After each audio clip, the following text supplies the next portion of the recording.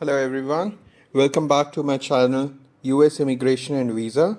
Today we are going to discuss in this video about F1 visa, that is also known as student visa, F1 visa requirements and F1 visa application process. So let's get started. As you know, students wishing to study in the United States need to learn about the F1 student visa application process. There are more than 1 million international students currently studying abroad in the USA, and if you like to be one of them, then watch this video to the end.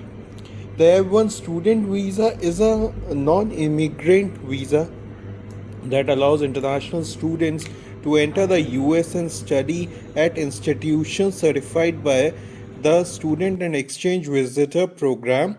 It is the most popular type of student visa for students seeking to study at a US university or college, and you can also apply for your F1 visa after an accredited US institution accept your application. Other student visa are the M visa that you can apply, but its criteria is different for admission. As a F1 student, the duration of your stay will vary based on the program in which you enroll. The I-20 form provided by the university you wish to attend will list the expiration date of your program. You will need to earn your degree before the listed expiration date, and this will give you an outline of how long you will be able to remain in the United States. After your graduation, you will be eligible to apply for optical practical training, that commonly known as OPT. This will permit you to work for up to 12 months in the United States in a field related to your study. For STEM graduates, you can request 2 additional years of work in a related field. If you do not have any extension or additional training, you will need to return to your home country within 60 days after your graduation. If we talk about F1 visa requirements, there are many F1 visa rules you need to know if you plan to apply for a F1 student visa. First thing is the institution certification. The college or the university where you plan to apply needs to be approved by SEVP, Immigration and Customs Enforcement. Second thing is full-time enrollment. You must be enrolled in a full-time course as a full-time student at the institution while your academic term is in session. Third thing is English language proficiency.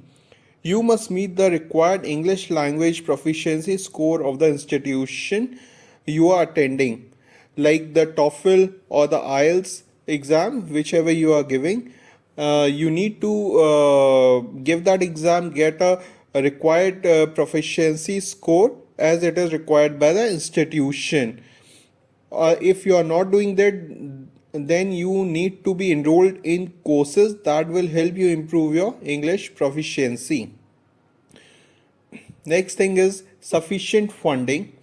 You must prove you have sufficient funds available to finance your studies and living expenses while in the US. Next thing is valid passport. Your passport should be valid for US travel for at least 6 months after your program completion date. Like your program is to be completed in say 4 years in the graduation case, and in post graduation case it will maybe 2 years or any other course duration. Then your passport should be valid for 6 months after your graduation, expiring your course duration. Home country residency. You must be able to provide a sufficient proof to have a residence in your home country to return to following the completion of your degree.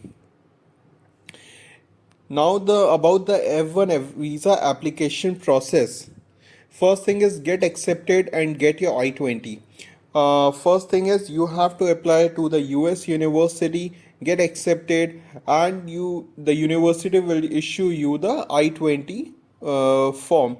The F1 student visa process starts when you get accepted to a SEVP certified US university. SEVP certification is the US government's way of proving that your university is accredited and has the proper resources to provide you with an education as an international student. Once you are accepted, your university will provide your I-20 form. This form document this form documents your study plan and provides supporting information about your stay. The following information recorded in the Student and Exchange Visitor Information System, that is SEVIS, when your I-20 is issued.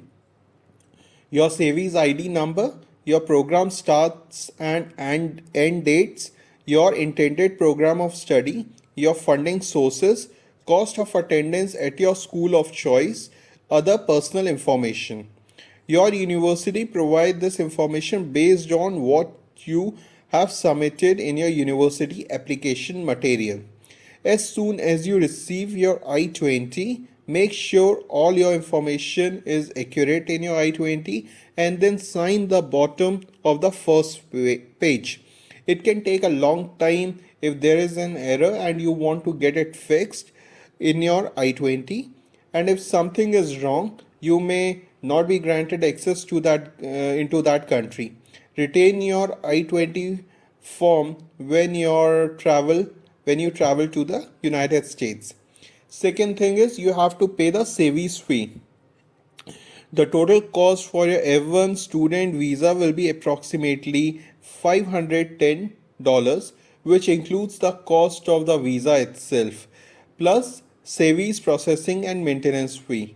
Requirement for the when you are applying for the SEVIS fee, you want to pay it. You need your I-20 because I-20 ID number, SEVIS ID number will be mentioned on your I-20, and the cost for the SEVIS fee will be $350. Make sure you save the I-901 SEVIS fee receipt. You will need it at your visa interview. Next thing is complete your DS 160 visa application. Your DS 160 is your visa application.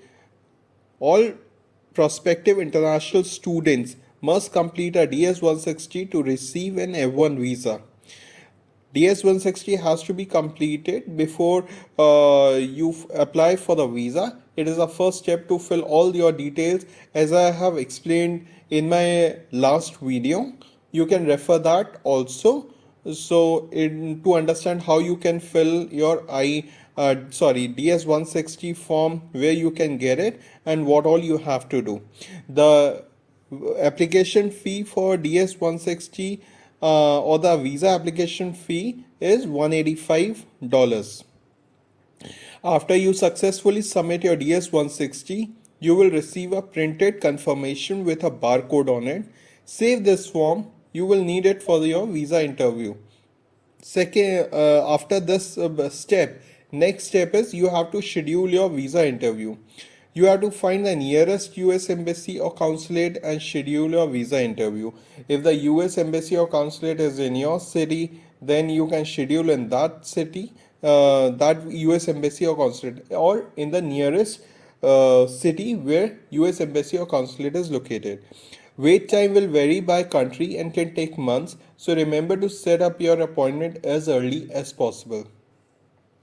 After this step, the next step will be you have to attend your visa interview.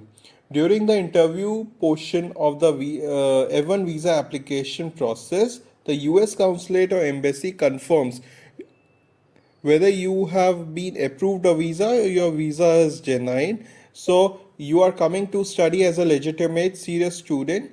In your visa interview, you must also prove you have the funds to cover your time studying in the US and confirm that you plan on returning home after your studies are completed. Attending your visa interview in person is required.